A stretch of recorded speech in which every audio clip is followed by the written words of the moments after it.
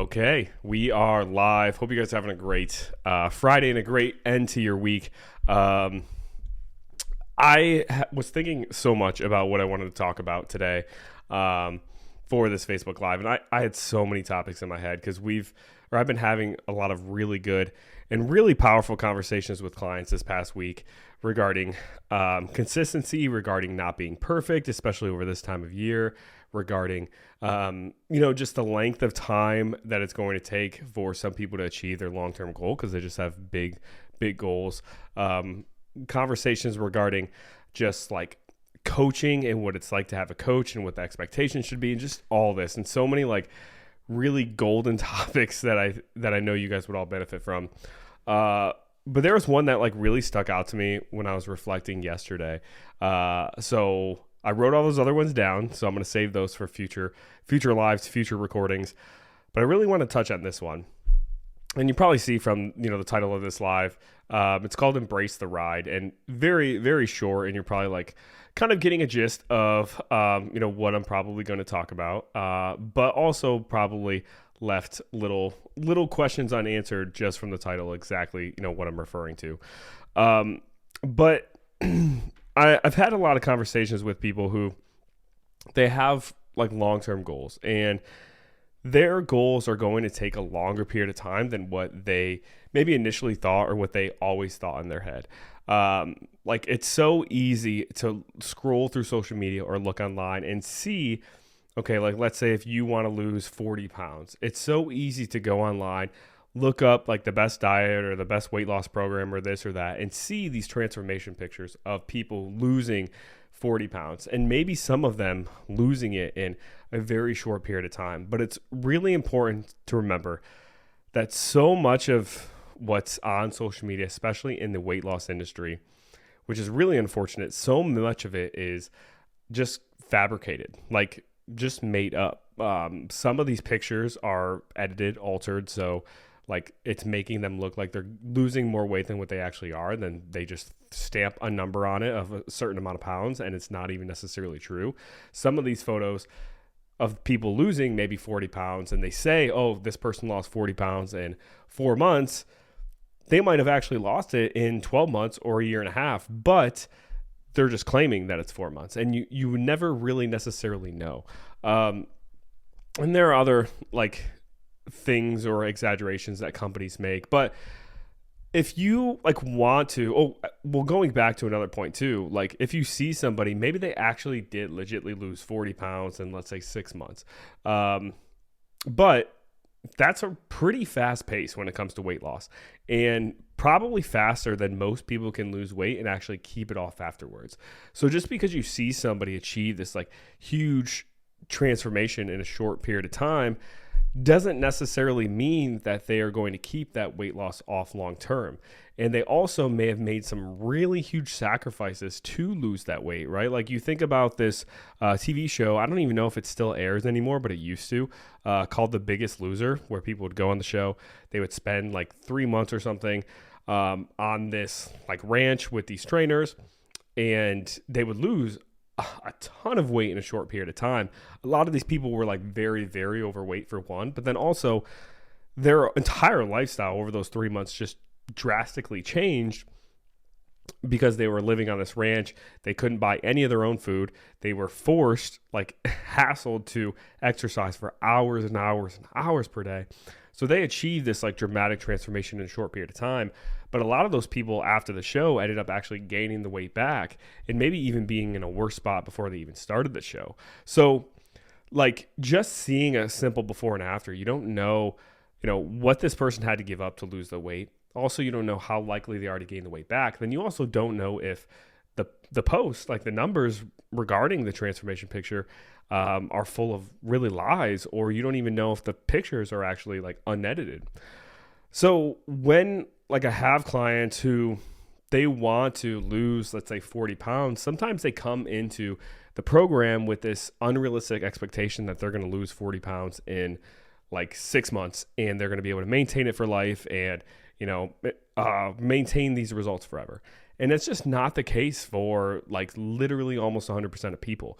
Losing something like 40 pounds is probably going to take closer to at least a year, if not longer. But then also it's going to take a longer period of time to like keep that weight off and like learn what it feels like to actually maintain your weight. And even after you've lost those initial 40 pounds, you probably will have some periods where maybe you gain 5 pounds back. And then maybe you like lose 5 pounds more. And then the next time you gain a little bit of weight back, maybe it's just a few pounds instead of 5. And like there's this learning process after you've lost the weight of learning how to manage life at your new body weight too. So things just take a longer period of time. And this is where the title of this video just all comes into play of embracing the ride. And I don't think people like I said, realize enough how long it will take to achieve a lot of the goals that you have. But then also people don't learn and force themselves to learn because it's not something that will just naturally happen.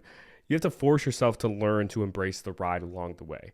Embrace the journey. You might not necessarily enjoy the ride or enjoy the journey through all parts of it, but you at least have to embrace it and accept it and learn to be present in it. And this is something that I think I was really forced to learn back in 2019 when my mom died. So for like most of you, if you've listened to a lot of my lives, I've talked about this pretty openly and everything. But my mom passed away in 2019 pretty unexpectedly. Like no one was expecting this to happen. And my dad, he died in 2021. So a couple years after my dad's death, I took just like, I mean, I would say from my opinion, so much better than my mom's. I knew he was in so much physical pain from the conditions he was going through and everything. I also knew that he was in so much like mental or psychological pain because he just missed my mom so much. So like him dying was almost like I felt some kind of, obviously like I wanted him to stay around, because there's so many more moments in my life that I wanted him to be a part of, but there was a sense of like relief for him because I knew that, where he was currently at. But with my mom in 2019, when she passed away, it was very unexpected. She had health issues, but nothing like extremely severe where it was like, okay, things are coming to that point, right?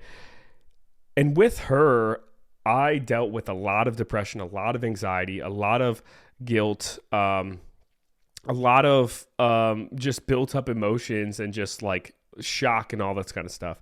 And this anxiety and guilt led to me really struggling in like finishing my schooling, struggling in even I think like my personal relationships, even my relationship with my now wife. Like I really struggled with that. And during that process, I was forced to learn that some things you just can't speed up, no matter how hard you try, right? Like grief is one thing where, yes, there are strategies you can use. You can go to counseling, which definitely helped. You can, be around loved ones more, which helps, having that community support, that personal support. You can journal more. You can do more things that feel good to you. Like, maybe it's working out that feels good to you. Maybe it's journaling. Maybe it's, reading a good book to, help lift your spirits, whatever it is, right? You can do those things to help, but there is a certain cap depending on what your experience with grief or loss had been at the time to how quickly you can get over that. And I think that really taught me how to be present and embrace the ride in my fitness journey too. Because if you're somebody who has to lose or wants to lose 40 pounds, there is a cap of how fast you can do it while actually being able to live your life and also being able to keep it off for good and doing it in a healthy way. Like there is only so fast that you can actually burn body fat. No matter how perfect you are with your diet, no matter how perfect you are with your workouts, no matter how consistent you are, there is a cap of how fast you can actually go. Same thing goes with, getting through grief and going through that process. Like you could be perfect with all of your behaviors and everything, but if you're struggling because, you had a significant loss in your life, then it's going to just take time sometimes. Like no matter what strategies you throw at yourself, like sometimes the secret is just more time, consistently doing the same things. And you can't speed it up, but you just have to give it more time and do it for longer. And that's the same way when it comes with our fitness journeys, with weight loss. Like I know it's so hard to be patient with this kind of stuff because, you know, a lot of you are so uncomfortable with where you're at right now in your body, so uncomfortable with where you're at, you know, wearing a bikini or wearing certain clothes. You feel unhealthy. You know, you can't run around with your kids like you used to. You know, feel self-conscious with your partner and all this kind of stuff. And you hate taking pictures of yourself, but it's like this like piece of ice that you're slowly chipping away at, and you can only go so quickly with it before things would like crash and burn if you try to really rush the process. So my kind of message to, you know, all of you listening is really try to learn how to embrace the ride more. And that's what I really was forced to learn to do with my mom's situation and dealing with her passing away, because I wasn't able to speed up the grief process. I wasn't able to speed up, you know, getting over this depression and anxiety that I had. I wasn't able to speed it up more than what that cap was. And I just had to learn to like deal with it and sit with those emotions and work through it and all of that stuff and work through all the good and bad that came along, you know,